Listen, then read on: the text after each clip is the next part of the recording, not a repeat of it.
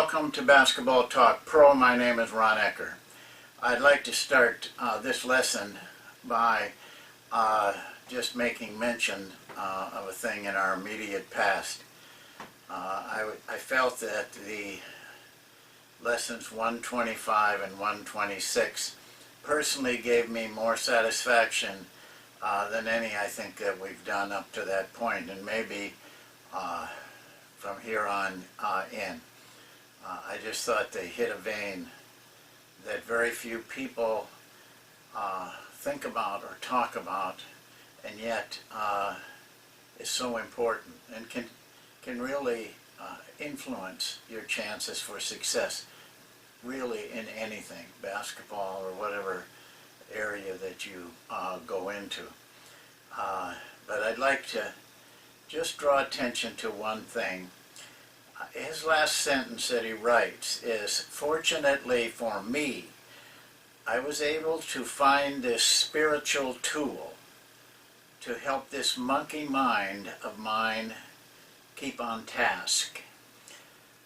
I'd like you to reflect a little bit on your own, quietly, on the term spiritual tool. Very critical, very key to everything he said and believes in, and so do I. And but today I want to take you on a little different trip. I have film work that I want you to look at. I want to come back to the foundation, the real rock that everything we've been doing in Basketball Talk Pro is built on, and that is on improvisation and instinctive play, which is kind of goes along with improvisation. And so what I decided to do was let you see it in an NBA game, because I'm quite sure that after we pointed these things out to you, that you will look at the game a little bit differently, whatever game you're watching, and you will see where improvisation occurs and how it occurs. First thing on these films, I have 6 clips. They're all taken from Game 4 of the finals with Miami and San Antonio. And I want to point out to you, first of all, the brevity of these clips. Of the part that is improvisation. Some are, it's done in 4 or 5 seconds, some a little bit longer. And that's what I called in the book spaces, very small spaces. And that's why it gets overlooked. No one pays attention to it. But I want you to see that. I want you to be able to recognize when whatever possession type it is in, when the swing goes from either the fast break or the play to a breakdown or to a transition. And I want you also to be looking at the defense and seeing what we mean by scramble. Don't be confused with the fact that players look like they're ready to play defense. As you watch more and more, you'll see that just having a good stance or being there is being ready to play. And it takes very little at that point to put a team into scramble and get them upset and out of their strongest defensive approach is when they are set. You'll see that if you're looking in these films. And then I'd also like you to look at these two teams don't do things exactly the same. But in improvisation, there is a foundation that each of them is built on, and they're different. I make some comments, also I want to point out, I make some comments during the film that aren't exactly connected to improvisation. Because when I see something like how they play the screen and roll, or how they outletted a pass, and we have talked about that in our sessions. I want to show it to you, let you see it, so that it's a little clearer to you. But the film clips are very short, probably less than 2 minutes each one of them, because things happen pretty fast in a game. And they will run one right after another. So be alert. There's going to be no breaks over these 6 and any more talking until the end. I talk over the film, but there aren't any breaks. So you have to be attentive and be ready to see what you need to see. Of course, you can go back to them as many times as you want to, and that's the beauty of online coursework, and because you can run this machine over and over again. So now, please take a good, strong look at what really happens in a game and what improvisation is and what it does.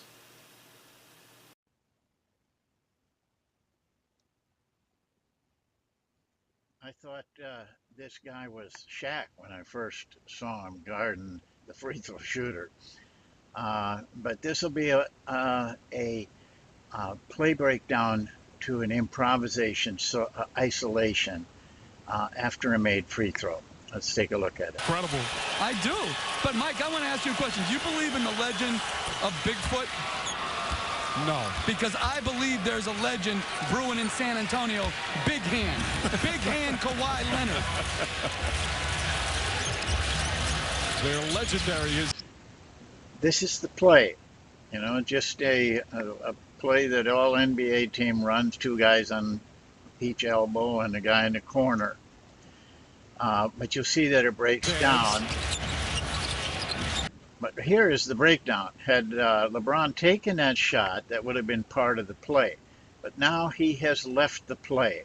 What helps him defensively. And now what happens here is this is improvisation. We can't define it any other way. But it's an isolation improvisation, and this is what I talk about, playground kind of improvisation, where it's just one person. So let's take a look at the rest of it. Clock 8, splitter on James. James sets and puts up a 3 and nails it.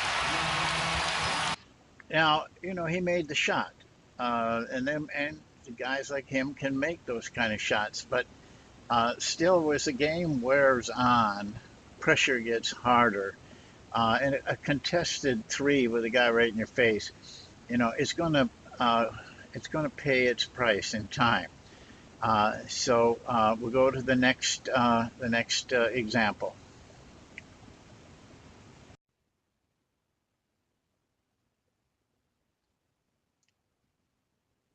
Here they get the ball on a defensive rebound after a shot. So this would be a 3 possession. And we'll end in a fast break. It doesn't take long to improvise at the end of a fast break. We will show you because we can watch the clock there.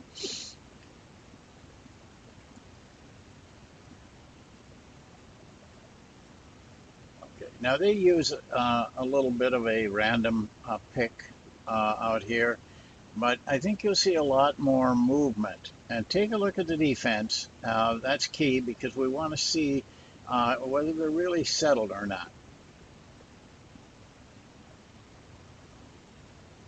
You see, they're unsettled. They're in scramble because they weren't quite ready when that little pick and roll, they defended it okay. But now you see some movement, passing, more of group improvisation, which results in a very easy basket. But not much time was taken in that kind of a thrust. So that's a very nice look at it. And we'll go back to the next one.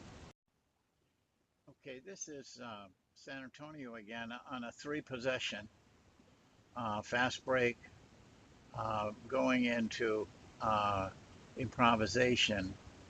We get a little longer look at the improvisation on this one. So let's take a look at it. Probably, I would have liked to seen a little bit more effort to make an outlet pass and really catch them when they're not settled. But even though right here you're looking at five guys sitting there apparently set to play defense, I don't believe all of them are, especially when they come with this quick random pick and roll. Now things start to break down defensively. And when they, now watch your defense, when they start moving ball and man, things begin to happen to that defense. Begins to corrode.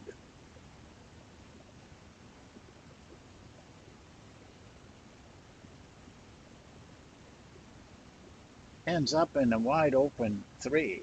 And you know, NBA players shoot a remarkable 60% on uncontested threes. But it always because of all the turmoil defensively created by a very well constructed, a good pace transition at the end by San Antonio.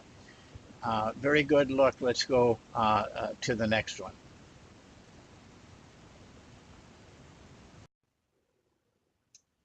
Okay, this time, this is after a two possession. It was a free throw made. Miami has the ball. They're going to run a play, and then they're going to improvise, but it's an ISO-like improvisation.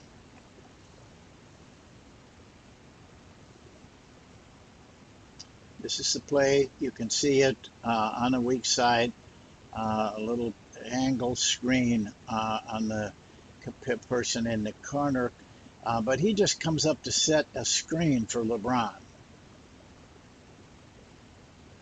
This is all part of the play. Look at the distance. This guy's rolling to roll down, but look at the distance there to go through that screen. A lot of players miss that. You have to work with them.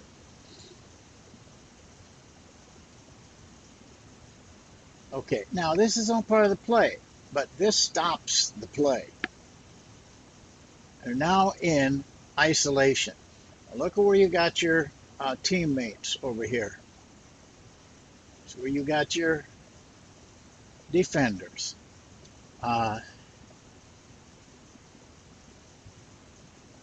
But they go across, I can't remember what you call that when you go across to that side, take a weak side man and plug them in here. But when you do that, you do put your team in scramble. Because he now is now guarding his man, and sooner or later, if they move the ball, they tend not to move the ball, and they're still successful.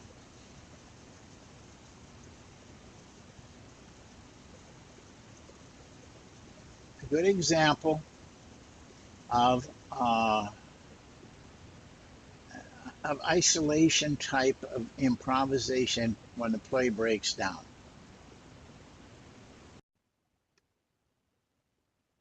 Okay, in this clip, we're going to see a missed shot type of fast break. Now that was a pretty sloppy coverage on the screen roll. LeBron could have gotten over the top of that screen if he'd have tried at all, but I think they were doing a lot of switching in this game. Shot.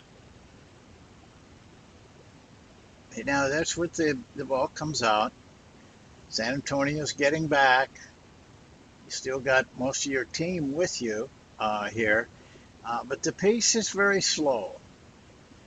I believe that a quicker pace here would be helpful in putting the team into scramble. This is after a defensive rebound. Should have been able to get them unsettled.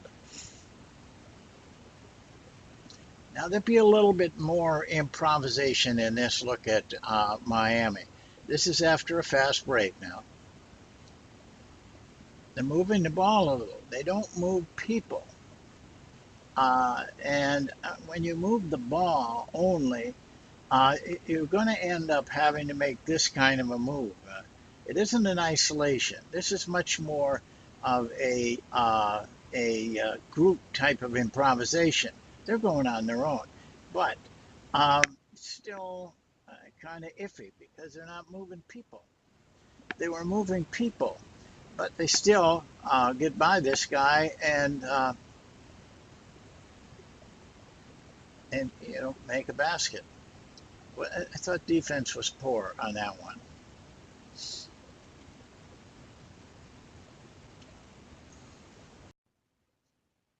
Okay, now we're going to see what would be a possession by steal, a four possession. A little different, but you have to call it this way.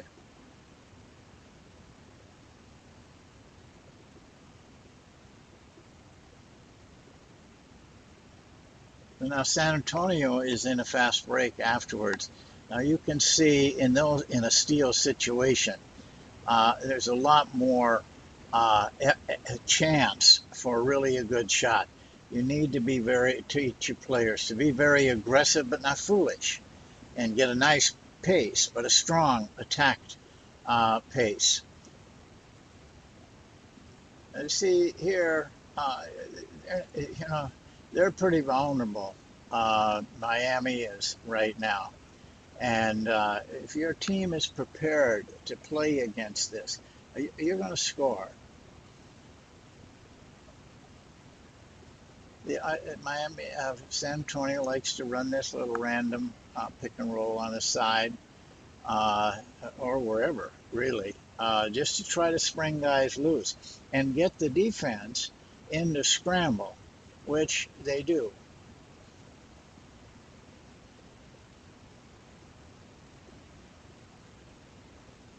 Miami's still, San Antonio's still moving player and ball.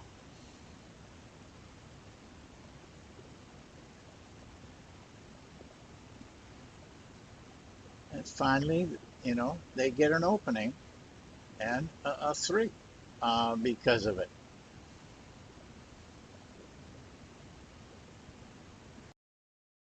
That was, I think, some pretty good looks. We got a number of possession types in there, so you can see the difference. Sometimes it's very subtle, the difference between, say, a 2 and a 1, but at least you begin to start to recognize that. There's one thing that came out, and this is what breaking down films, I don't like to call it watching films because, we're working when we do these films. But as you go through them, there's certain things that just really stand out, begin to become very clear to you. And one of those in these clips and in the game film itself was the approach that each team made in their approach to improvisation. And it's very clear, and I think in the film I pointed that out a couple times. There's no doubt that Miami's approach was based an awful lot on isolation type of improvisation. And it's just as evident that San Antonio's approach was more of a five-man approach. May have taken them a little longer. But if you analyze the shots that they were getting, I think you'll agree that, and especially if you watch the whole film, that they were getting better shots with the more team-wise improvisation. So take a look at that again, and Both approaches, though, are helped considerably by what the defense was doing and when the defense was in scramble. It makes both approaches look a lot better. And so this is a critical thing in your coaching philosophy and your coaching look, to recognize that we actually have scramble. My guess is that 90% of you had never even thought about that, what the defense was doing and when they're vulnerable and when they're most effective.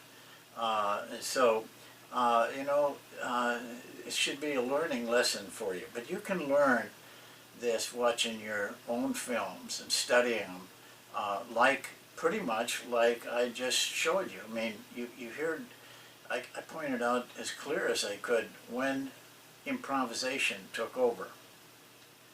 Well, I hope this has been helpful to you.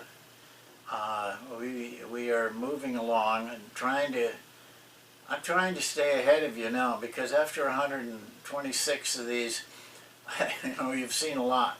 But I have to remember, and you have to remember, that some of the coaches aren't able to see every one of them. Some of them came in later, some of them found out about it, when we already were 2 months gone. Others just didn't have the time on a particular day. All of that's just part of how we did it. So we have to keep touching on these things. And as I said at the beginning, for me, improvisation is the foundation that the monk system was built on. So I have to come back to it and not let it rust away. Thank you. We'll see you next time.